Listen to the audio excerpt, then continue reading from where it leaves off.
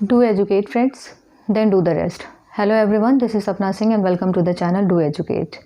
पिछली क्लासेस में हमने कंप्लीट किया था स्ट्रेस कंप्लीट किया था, डायरेक्ट स्ट्रेस क्या होते हैं, थर्मल स्ट्रेसेस क्या होते हैं और कैलकुलेशन भी देख लिया था उनका। आज बात करेंगे प्रिंसिपल स्ट्रेस और प्रिंसिपल प्लेन की। तो सबसे पहले ये देखेंगे कि प्रिंसिपल प्लेन क्या होता है या प्रिंसिपल स्ट्रेस क्या होता है। तो हमें एक चीज़ पता है कि एक्स वाई जेड तीन कोऑर्डिनेट होते हैं। एक्स वाई जेड तीन कोऑर्डिनेट होते हैं। किसी बॉडी पे अगर हम फोर्स लगाते हैं, उस फोर्स की वजह से जो भी स्ट्रेस डेवलप होगा एक्स वाई जेड डायरेक्शन में, वो क्या हो जाएगा, एक होगा सिग्मा एक्स, एक होगा सिग्मा वाई और एक होगा सिग्मा जेड। मतलब एक्स डायरेक्शन में एक स्ट्रेस डेवलप होगा, एक वाई डायरेक्शन में और एक जेड डायरेक्शन में। देखने वाली बात यह है कि इनमें सिग्मा एक्स किसी ना कोई तो वैल्यू बड़ी होगी ना। हो सकता है तीनों में कोई एक वैल्यू सबसे बड़ी हो सकता है सिग्मा जेड सबसे कम हो सकता है सिग्मा एक्स सबसे ज़्यादा हो।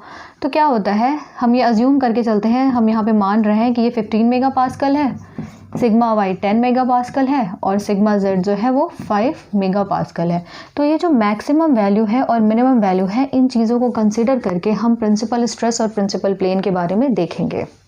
ठीक है, जो भी एक्स वाई जेड जो भी स्ट्रेस मैक्सिमम या मिनिमम आता है, उनको हम ध्यान देते हुए, उनको कंसिडर करते हुए हम आगे की चीज़ों को देखेंगे। तो बात करते हैं सबसे पहले प्रिंसिपल प्लेन की। प्रिंसिपल प्लेन क्या है? अब एक्स वाई जेड डायरेक्शन में हमें क्या मिल गया है, ये स्ट्रेस मिल गया है। इनमें अगर कोई भी ऐसा कोई भी प्लेन जहाँ पे सिर्फ और सिर्फ नॉर्मल स्ट्रेस डेवलप हो और शेयर स्ट्रेस ना डेवलप हो, सिर्फ और सिर्फ नॉर्मल स्ट्रेस डेवलप हो रहा है, no shear stress, right. Normal stress हो रहा है और शेयर स्ट्रेस डेवलप नहीं होना चाहिए। तो ऐसे प्लेन्स को क्या बोलेंगे? ऐसे प्लेन्स को हम बोलेंगे प्रिंसिपल प्लेन, राइट। कोई भी ऐसा प्लेन जहाँ पे सिर्फ और सिर्फ नॉर्मल स्ट्रेस डेवलप हो लेकिन शेयर स्ट्रेस ना डेवलप हो, ऐसे प्लेन जो होते हैं वो क्या होते हैं? प्रिंसिपल प्लेन होते हैं। प्रिंसिपल प्लेन आपको समझ में आ गया होगा। प्रिंसिपल स्ट्रेस की बात कर लेते हैं। ऐसे स्ट्रेस जो कि प्रिंसिपल प्लेन पे डेवलप हो, वही तो होंगे प्रिंसिपल स्ट्रेस। ऐसे प्रिंसिपल प्लेन जिस भी प्रिंसिपल प्लेन पे जो मैक्सिमम स्ट्रेस जो होगा वो क्या होगा, वो प्रिंसिपल स्ट्रेस कहलाएगा। प्रिंसिपल प्लेन पे जो भी स्ट्रेसेस होंगे वो क्या होंगे? प्रिंसिपल स्ट्रेसेस होंगे। प्रिंसिपल स्ट्रेसेस मैक्सिमम भी होते हैं और मिनिमम भी होते हैं। प्रिंसिपल स्ट्रेस जो होता है वो या तो मैक्सिमम होगा या फिर मिनिमम होगा। ऐसा नहीं है कि प्रिंसिपल स्ट्रेस है तो मैक्सिमम ही होगा, ठीक है। तो प्रिंसिपल स्ट्रेस दो टाइप के होते हैं, मैक्सिमम भी हो सकता है, मिनिमम भी हो सकता है।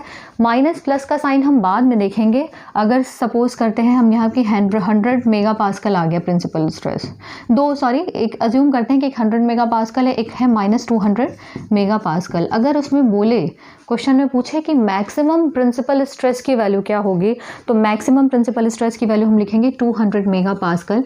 नेगेटिव साइन बाद में देखेंगे, हमें सबसे पहले ये देखना होता है कि वो यूनिट कितनी आ रही है, ठीक है।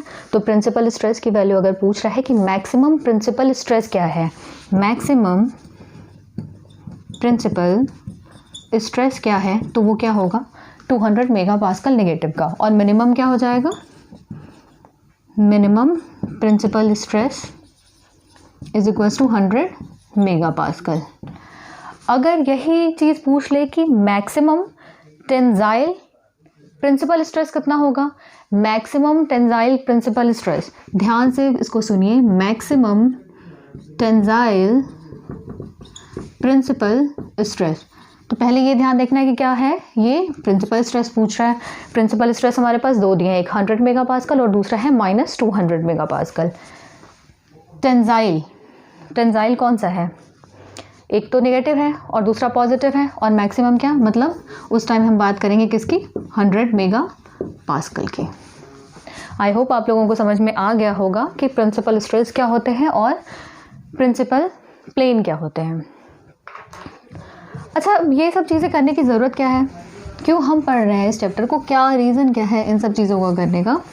तो मैं आपको बता दूं कि कोई अगर प्लेन है या कोई बॉडी है, कोई ऑब्जेक्ट है, अगर हम उस पर स्ट्रेस लगा रहे हैं, फोर्स लगा रहे हैं, फोर्स की वजह से स्ट्रेस डेवलप हो रहा है, तो अभी तक हमने ये पढ़ा था कि वो जो स्ट्रेस डेवलप हो रहा था वो सरफेस पे हो रहा था। जैसे कि हमने क्या किया था, हमने यहाँ पे एक लोड लगाया और यहाँ पे स्ट्रेस की वैल्यू क्या आ रही है, P/A, हमने सरफेस पे स्ट्रेस लगा दिया, ठीक है। लेकिन अगर के कोई ऑब्जेक्ट है और इस प्लेन पे पूछते, कोई बॉडी है, अगर कोई एक प्लेन दे दे, उस प्लेन पे पूछ ले कि यहाँ पे स्ट्रेस की वैल्यू बताओ, नॉर्मल स्ट्रेस क्या होगा या फिर शेयर स्ट्रेस क्या होगा, तो वहाँ पे ऐसी चीज़ों को कैसे कैलकुलेट करेंगे। क्या होता है कि अगर कोई ऑब्जेक्ट हम बनाते हैं या कोई ब्रिज सपोज करिए कि हमने ब्रिज बनाया है, तो ऐसा तो नहीं है कि ब्रिज पे हर जगह लोड बराबर होगा या सिर्फ और सिर्फ एक ही फोर्स लगेगा वहाँ पे, या एक ही टाइप का स्ट्रेस डेवलप होगा। तो क्या करते हैं हम, उसके सेक्शंस में देखते हैं कि उन सेक्शंस पे कितना डेवलप हो रहा है स्ट्रेस, क्योंकि अगर यहाँ पे स्ट्रेस इतना ज़्यादा डेवलप हो जाएगा, बहुत ज़्यादा अगर सपोज करें डेवलप होता है, तो ब्रिज टूट जाएगा, उसका कोई फ़ायदा है नहीं। तो इसलिए हम क्या करते हैं, सेक्शंस में भी स्ट्रेस को कैलकुलेट करते हैं कि सेक्शन के अंदर कितना आ रहा है। बाहर तो हमने चेक कर लिया, अंदर भी एक बार देख लेते हैं, क्या पता बाहर देखने में सही लग रहा है और अंदर दिक्कत आ रही है, तो फिर उसका कोई फ़ायदा नहीं है, सारी मेहनत तो ख़राब हो गई। तो इस वजह से हम इन चीज़ों को पढ़ते हैं, ठीक है। चलो अब बात कर लेते हैं, यहाँ पे ये बॉडी, ठीक है, रेक्टेंगुलर सेक्शन ले लिया हमने, यहाँ पे लगा दिया स्ट्रेस लगा दिया सिग्मा। जब सिग्मा स्ट्रेस लगाया, यहाँ पे फिर क्या कहेंगे ये कि एक सेक्शन दे दिया इन्होंने, ये सेक्शन है थीटा डिग्री पे, कहाँ से, एक्स एक्सिस से, ये एक्स एक्सिस है, एक्स एक्सिस से थीटा डिग्री ये क्या है, clockwise, theta degree clockwise direction, कहाँ से, एक्स एक्सिस से एक प्लेन दिया हुआ है, उस प्लेन पे पूछ रहा है कि नॉर्मल स्ट्रेस या शेयर स्ट्रेस की वैल्यू क्या होगी। इस प्लेन पे पूछ रहा है। इस प्लेन को अब हम बना लेते हैं एक बार, ये इस तरीके से ये प्लेन दिया हुआ है, ठीक है। इस प्लेन पे पूछा नॉर्मल और शेयर कितना होगा, तो नॉर्मल हमें पता है, नॉर्मल मीन्स 90 डिग्री पे परपेंडिकुलर, तो ये क्या हो गया नॉर्मल। शेयर क्या होता है हमें पता है, सरफेस के बीचों बीच होता है, तो शेयर किधर होगा, टाउ। शेयर को हमने टाउ से डिनोट किया है और नॉर्मल स्ट्रेस को हमने सिग्मा एन से डिनोट किया है। यहाँ पे सिग्मा एन की वैल्यू हम डेरिवेशन नहीं देखेंगे, डेरिवेशन नहीं देख रहे हैं, मैं यहाँ पे डायरेक्ट फार्मूला पुट कर रही हूँ। तो नॉर्मल स्ट्रेस जो है वो हो जाएगा सिग्मा साइन स्क्वायर थीटा, और जो शेयर स्ट्रेस की वैल्यू होगी यहाँ पे वो हो जाएगी sigma sine theta into cos theta. Normal stress की वैल्यू ये और शेयर स्ट्रेस की वैल्यू ये। कहाँ पे, किस केस में, जब किसी ऑब्जेक्ट पे सिर्फ और सिर्फ एक सिग्मा लग रहा है एक डायरेक्शन में, मतलब ये एक्स डायरेक्शन पे सिग्मा लग रहा है, तो वहाँ पे नॉर्मल और शेयर स्ट्रेस की वैल्यू ये होगी जब वो पार्ट थीटा डिग्री इंक्लाइंड होगा, कैसे, क्लॉकवाइज विथ एक्स एक्सिस।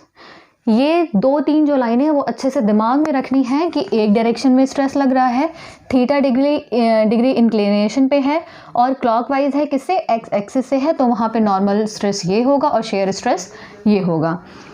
ऐसा नहीं है कि सिर्फ एक ही केस बनता है, अलग अलग केसेस बनते हैं। कई बार क्या होता है कि सिग्मा इधर भी लगा दिया, इधर भी कुछ वैल्यू दे दी, इस साइड भी स्ट्रेस लगा दिया। कई बार होता है कि शेयर स्ट्रेस भी लगा दिया साथ में, कई बार हो सकता है इकट्ठे बहुत सारी चीज़ें लगा दी। तो ये सारी चीज़ें मतलब एक एक करके हम देखेंगे। आज फ़िलहाल हमने यही टॉपिक देखा है, नेक्स्ट क्लास में हम बाकी चीज़ों को भी देखेंगे। तब तक के लिए थैंक यू।